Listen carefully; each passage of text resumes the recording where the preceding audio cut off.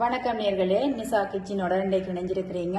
இன்றைக்கு வந்து புதுசாக நான் இன்றைக்கு ஒரு கறி ஒன்று செய்து காட்ட போகிறேன். அது கறி எண்டையில் வரை ஒன்று தான் வாழைப்பத்தி வரை. பாருங்க எப்படி இருக்குண்டு. இந்த வாழைப்பத்தி வரையை நான் இன்றைக்கு செய்து காட்டுறேன். பாருங்க,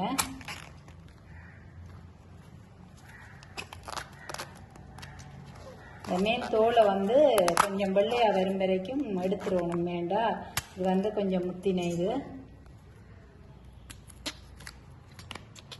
யாழ்ப்பாணத்தில் வந்து ஸ்பெஷலாக வந்து இந்த வாழைப்பூ வரை வந்து செய்வாங்க. இது வந்து மற்றது மருத்துவ குணமும் இருக்குது. வயிற்று புண், வயிற்று இதுகளுக்கு எல்லாமே இது ஒரு நல்ல ஒரு மருத்துவ சாப்பாடு தான் இது. இது கட்டாயம் நான் ஒவ்வொரு நாளும் ஒவ்வொரு கறியோடு இதை நாங்கள் கிழமையில் ஒரு 2 தடவை சாப்பிட்டு வந்தாலே வயிற்று புண், வயிற்று நோ, வயிற்றில் உள்ள எல்லா பிரச்சனையும் இந்த வாழைப்பத்தியால் குணப்படுத்த முடியும். இன்றைக்கி நான் வந்து வாழைப்பத்தி வரை நான் வறுக்க போகிறேன். பாருங்க எப்படி எடுத்துட்டு. இப்போ இதில் வந்து நாங்கள் சின்னஞ்சின்னா வெட்டணும்.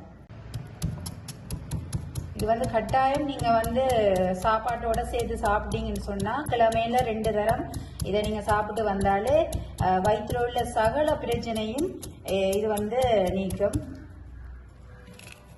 பெண்களுக்கு மாதவிடா நேரம் ஏற்படுற வலி பிரச்சனை எல்லாத்துக்குமே இது ஒரு நல்ல சாமான். நல்ல ஒரு மருத்துவ குணம் படைச்ச தான் இந்த வாழைப்பத்தி. இது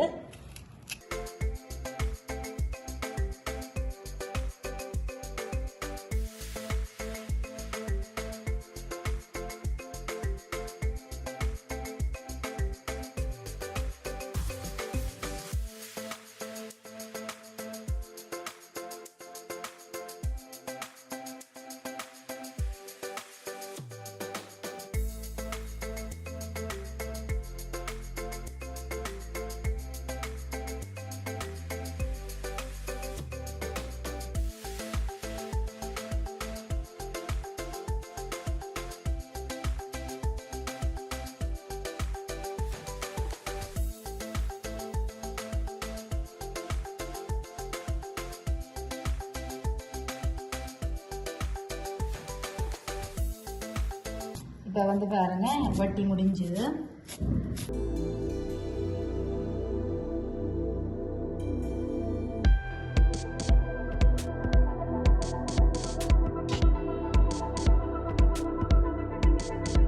இப்போ வந்து இதுக்கு வந்து நான் உப்பு போட்டு கொஞ்ச நேரம் ஊற விட போகிறேன். என்னென்னா இந்த கயர் தன்மை இதுகளெல்லாம் போகும். இந்த பாருங்க வெட்டின கையோடையே இப்படி கருப்பு தன்மையாக வந்துடும். அதுக்காக நான் உடனே இது உப்பு போட்டு ஊற வைக்க போகிறேன்.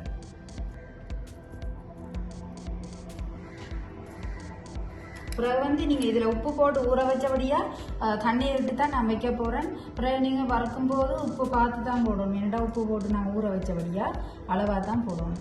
இப்போ நான் வந்து தண்ணி விட்டு ஊற வைக்க போகிறேன்.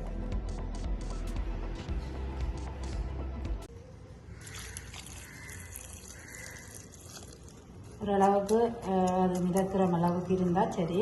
இதை வந்து நல்லா அப்படி கசக்கி விட்டுட்டு நல்லா அப்படியே அமர்த்தி விடணும். அமர்த்தி கொஞ்சம் நேரம் ஊறினா இந்த கயர்த்தன்மை இதுகள் எல்லாமே போய் நல்ல ஒரு டேஸ்ட்டை கொடுக்கும். அதுக்காக தான் இந்த உப்பு போட்டு ஊற விடுறது. இப்போ ஒரு 10 நிமிஷம் ஊற வைக்க போகிறேன். இதுக்கு வந்து தேவையான பொருட்களை வந்து நான் வெட்டி வைக்க போகிறேன்.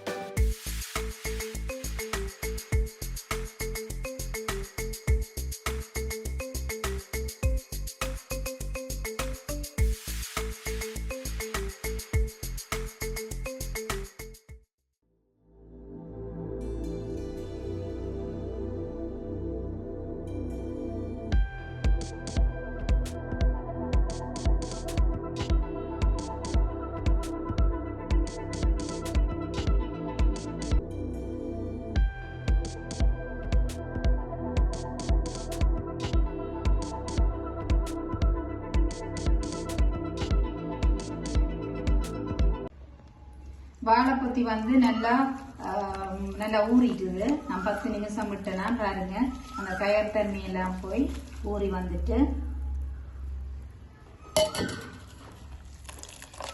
நல்லா புளிஞ்சு விட்டு எடுத்து வைக்கணும்.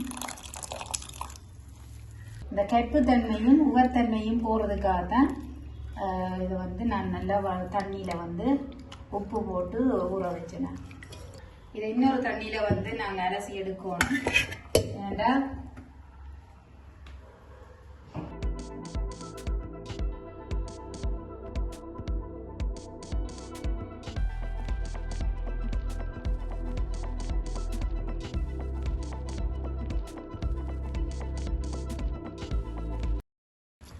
நீ 3 தண்ணி வச்சு நல்லா கடைசி அடுத்துடுங்க.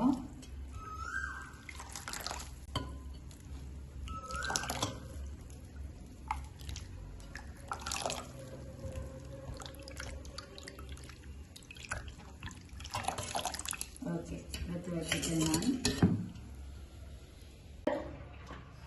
நான் பண்ணி அடுப்பு ஆன் பண்ணிட்டு இதில் கொஞ்சமாக எண்ணெய் விட போகிறேன். நிறைய விட வேண்டாம்.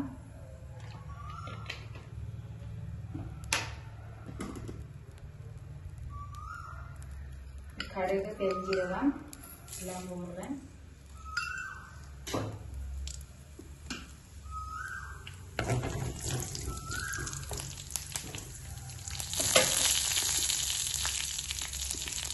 கருவேப்பிலை போடுறேன்.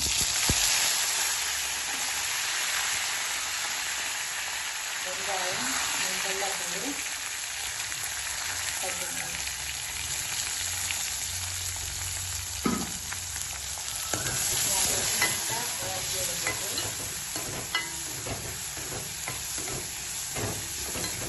அதுக்கு இது வதங்கக்கையில் நான் வந்து இதுக்கு வந்து கொஞ்சம் உப்பு போட்டு சில பேர் வந்து இதுக்கு வந்து தூள் மிளகாத்தூள் போடுவீங்க. நாங்கள் அந்த மிளகாத்தூள் போடையில இதில் கொஞ்சமாக தான் உப்பு போடுவோம். ஏன்னா நான் உப்புல ஊற விட்டவரையா நான் வந்து மஞ்சள் வந்து போட்டு குழந்து விட போவேன்.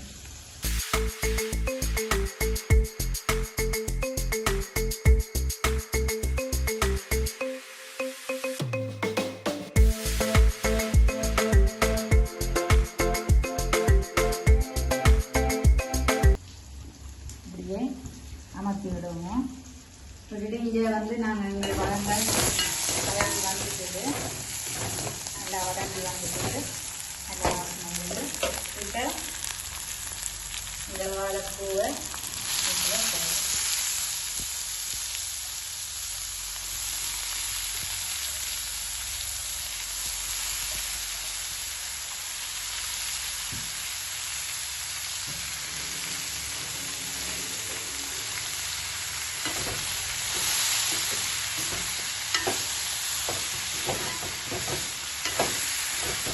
டைம் வீட்டில் நீங்கள் கிழமையில வந்து ஒரு கிழமையில 2 தரம் நீங்கள் சாப்பிட்டு வந்தாலும் வயிற்றில் இருக்கிற எல்லா பிரச்சனையும் சகல பிரச்சனையும் இந்த வாழைப்பொத்தி வந்து குணப்படுத்தும். அந்த அளவுக்கு ஒரு மருத்துவ குணம் படைத்தது தான் இந்த வாழைப்பொத்தி வர வாழைப்பொத்தி. இப்படியே கொஞ்சம் மூடிவிட போகிறேன்.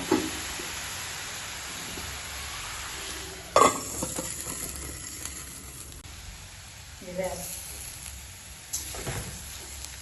வந்து நல்லா வதங்கி வந்துட்டு வேணும். இதில் வந்த தண்ணி எல்லாம் வற்றி நல்ல ஒரு வறுத்து வந்து இதில் வந்து நான் தேங்காய் கொஞ்சமாக போட போகிறேன்.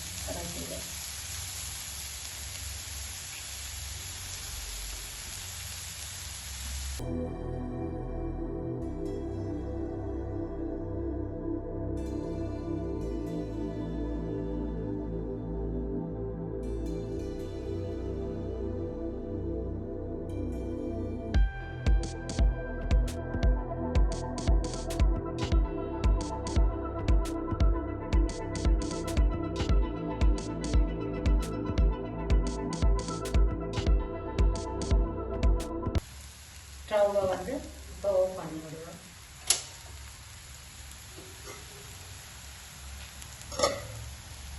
வாழைப்பூ ரெடி. வாழைப்பூ வந்து வாழைப்பூவில் வர வந்துங்க. இந்த வர வந்து நீங்கள் சோறோட சாப்பிட்டு பாருங்க, அவ்வளோ ஒரு டேஸ்டாக இருக்கும். இந்த பதிவை வந்து உங்களுக்கு நீங்கள் பிடிச்சிருந்தா இந்த பதிவில் நீங்கள் கமெண்ட் பாக்ஸில் வந்து உங்கள் கருத்துக்களை பகிர்ந்து விடுங்க.